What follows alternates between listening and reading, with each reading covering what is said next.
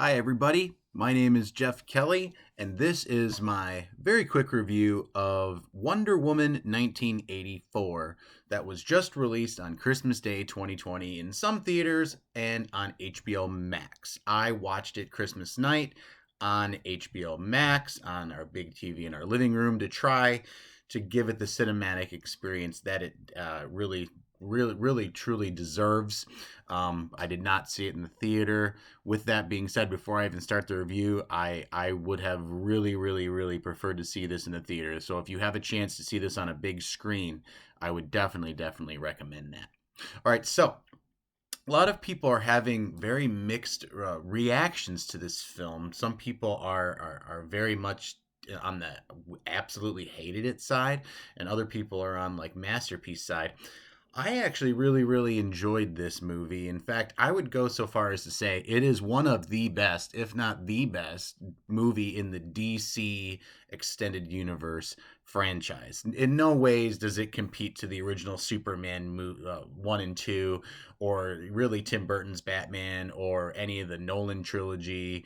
But if you compare it to the other DCEU movies, I actually think it's pretty decent. Okay.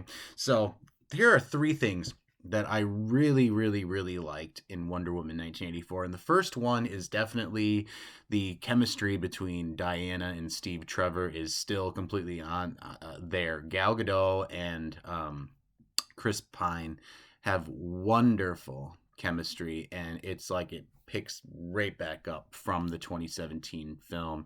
I totally buy that they're in love with each other. I totally buy the sacrifices that Diana has to make in a that great touching scene near the end.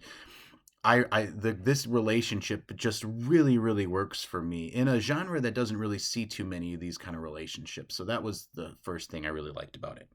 The second thing I really liked about it was I felt like there were a couple really magical and amazing sequences in the film. Even if people don't like it, most people are saying that they really love the first like 15-20 minutes of the movie with young Diana. They're not wrong. That might be the best part of the whole movie. And it is absolutely an incredible scene, which is like it's like an Olympic Games type deal. It is super well directed and paced and fun and very suspenseful. And it I really just had a blast watching that. And I actually think that the car chase scene is pretty wonderful and gave me a lot of Indiana Jones vibes, especially from Raiders of the Lost Ark. I really, which is my favorite movie of all time, or one of them. And so I really like when they do homages to things like that. So those scenes really worked for me. And another thing that really works for me, which I think is a little more subjective, is the tone. I think for Wonder Woman, this tone worked. The tone that they went for, which was a more campy tone, actually really suits the character pretty well. And I like that they didn't just try to mimic the tone from the first film, which was definitely a lot, the World War One movie where it's very gritty and grimy. I like that they tried something different here, and I found it to be really enjoyable, just with the color selections and this. I thought the special effects were actually pretty good. I know a lot of people were saying that they looked terrible. I thought they looked fine.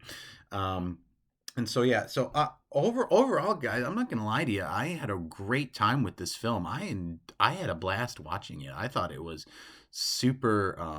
I thought it was super fun. There are inconsistencies with some of the logic in it, and there is a little cringiness to the whole how Steve comes back. Sure, and I did feel a little bit that in there, but I'm not expecting high art from these films. And so I think from what I was expecting for this movie to deliver me, it delivered to me exactly what I wanted. So I'm not gonna lie to you. I'm not gonna jump on this hate train bandwagon. I thought the movie was a ton of fun, and I thought it was great. I loved it. There is one thing about it though that even though it doesn't really truly bother me, it kind of does. And the only thing I will say is I and it's more of a comment on a lot of franchises lately that I feel like there are some this franchise pattern right now where studios are actively trying to retcon other films and franchises to make the creative decisions different. I'm not the hugest fan of this. Star Wars did it to horrible effects with The Rise of Skywalker trying to retcon Last Jedi. You know, the Halloween franchise is doing that right now, trying to retcon a lot of the sequels and saying it never existed. The Terminator franchise is doing that, and I'm just not a big fan of that.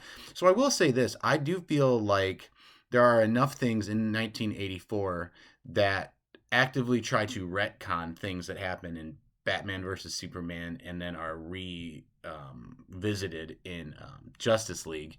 And I like this movie better than those two films, but still, they're still same part of the franchise, and I find it almost kind of disrespectful sometimes when you actively try to retcon things that were already established by other filmmakers and writers. But that is my problem. That is completely subjective. But anyway, so that is my quick review of Wonder Woman 1984. If you want to know if I was to give it like a ranking out of 10, I would probably give it an 8. I thought it was very entertaining and I thought it was enjoyable. And I think that a lot of people,